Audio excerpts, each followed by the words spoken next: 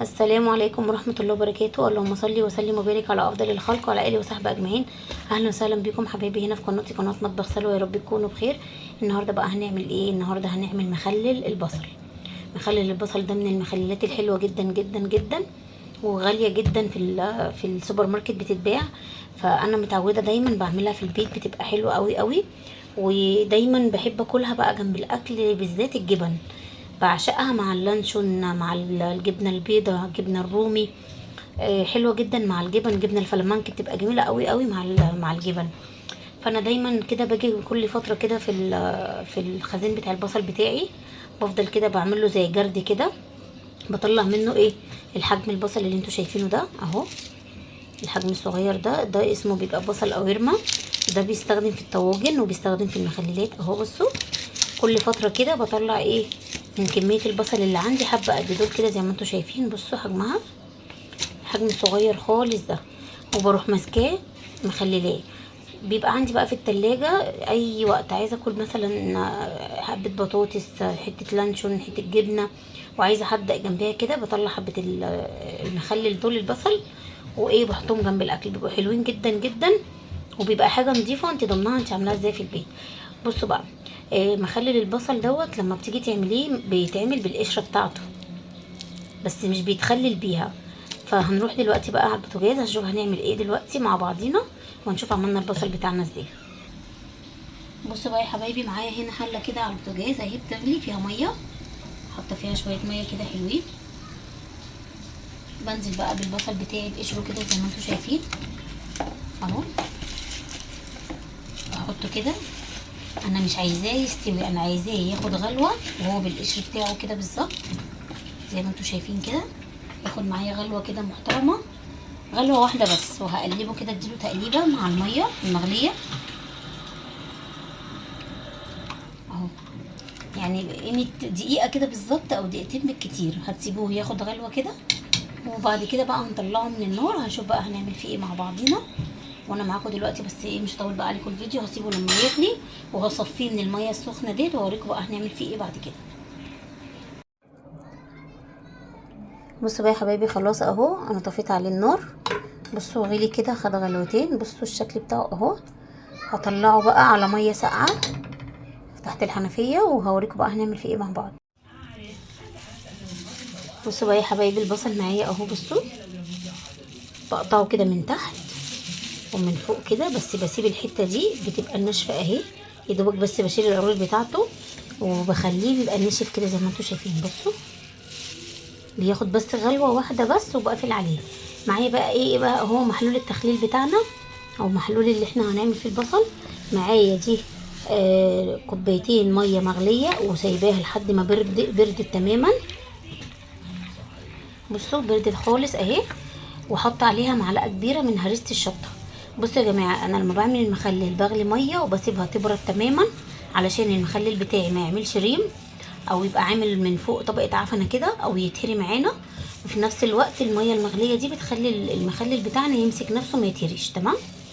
هحط بقى ايه على المحلول ده ميه مغليه اهي، وسبتها لحد ما بردت، ومعلقه هريسه شطه، ومعلقه كده صغيره اهي، معلقه الشاي بس مش مليانه اهي. بصوا سكر، السكر ده بيحافظ على المخلل ان هو ما يعفنش، وفي نفس الوقت ماده حافظه ليه، وفي نفس الوقت بيخليه يبقى ماسك نفسه كده ومقرمش لما تيجي تاكليه لاخر حته فيه.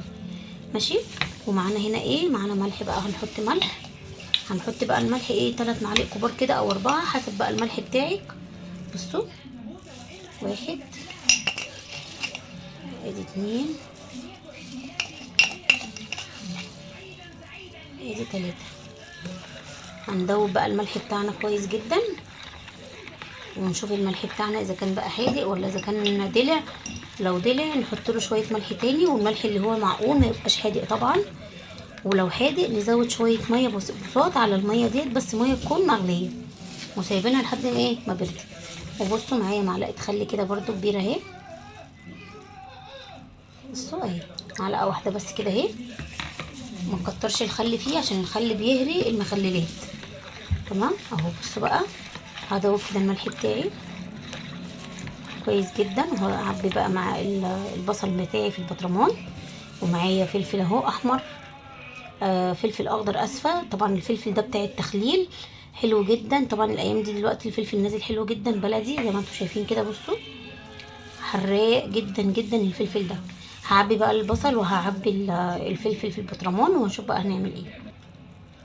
ودلوقتي بقى عبيته اهو في البطرمان. بصوا عامل ازاي، حلو جدا، شكله جميل قوي اهو. وحطيت بقى مع الفلفل اهو. بصوا بطرمان صغنطوط كده في التلاجة اهو. بصوا عامل ازاي، بطرمان كده صغنطوط في التلاجة نحطه وقت ما نعوز ناكل منه ناكل. اول ما تلاقوه استوى خلاص، هو كده كده مستوي.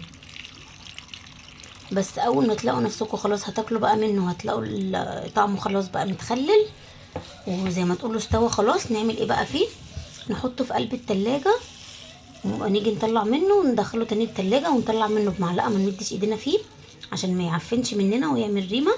ونحط بمعلقة نضيفة وبعد كده نرميها وما نستخدمهاش تاني اهو. بصوا حلو جدا جدا، طعمه تحفة، وكل اللي كلوا من ايدي عجبه جدا جدا جدا.